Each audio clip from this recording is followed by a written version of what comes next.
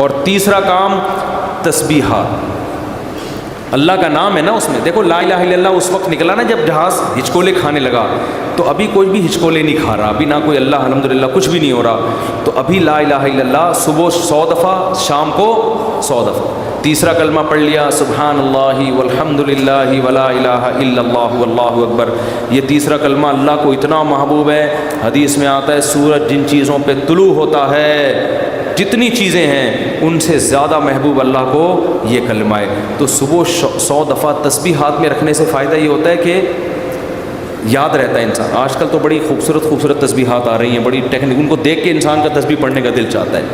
اور اس میں دھوکے بھی ہوتے ہیں. میں نے منگوایا تھا انٹرنیٹ پہ نا، تو ڈبہ آ گیا تھا اس میں تسبیح نہیں تھی. یہ بھی ہو رہا ہے، خالی ڈبہ. تو انٹرنیٹ پہ بڑے دھوکے ہوتے ہیں. تو 100 دفعہ صبح تیسرا کلمہ، تیسرا نہیں تو چوتھا کلمہ بھی ٹھیک ہے، لا الہ الا اللہ وحدہ لا شریک لہ لہ الملک ولہ الحمد وہو علی کل شیء قدیر. نبی صلی اللہ علیہ وسلم نے فرمایا، یہ میرا آج آخری بیان ہے، اس کے بعد اب رمضان میں بیان نہیں ہوگا، یہ ذہن میں رکھیں، یہ اعتکاف والے بھی دماغ میں رکھ لیں، ٹھیک ہے نا. تو اس لیے میں ذرا بیان آج میں نے بہت لمبا کر دیا تاکہ کچھ تو عمل تو ہونا کچھ اس پر. لا الہ الا اللہ وحدہ لا شریک لہ لہ الملک ولہ الحمد وہو علی کل شیء قدیر.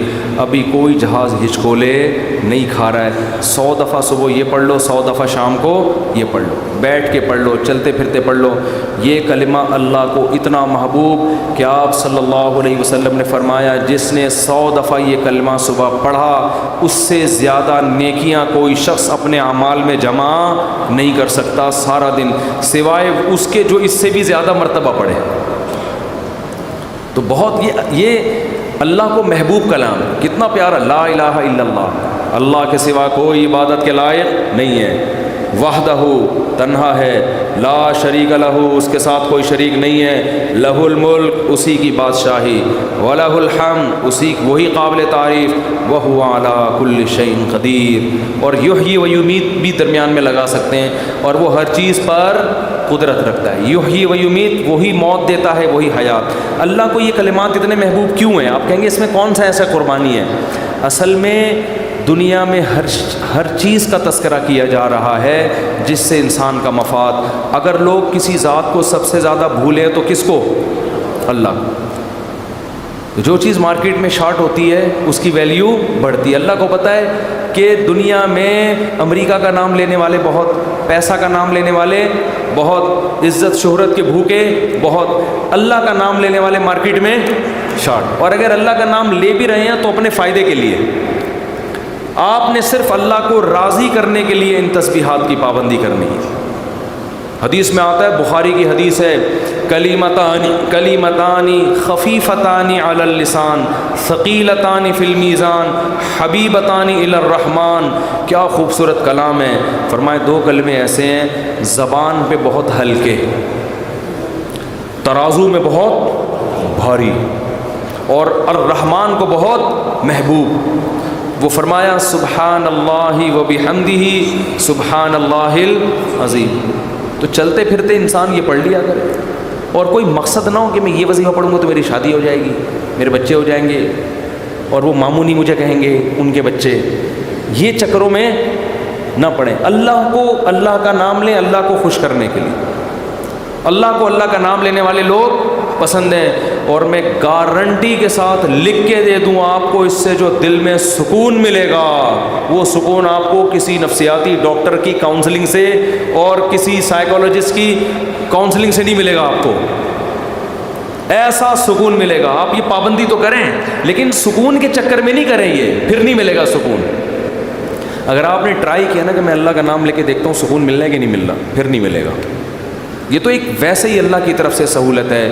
تو روزانہ خواتین بھی مرد بھی صبح و شام کم سے کم 100 مرتبہ تیسرا یا چوتھا کلمہ صبح اور 100 مرتبہ.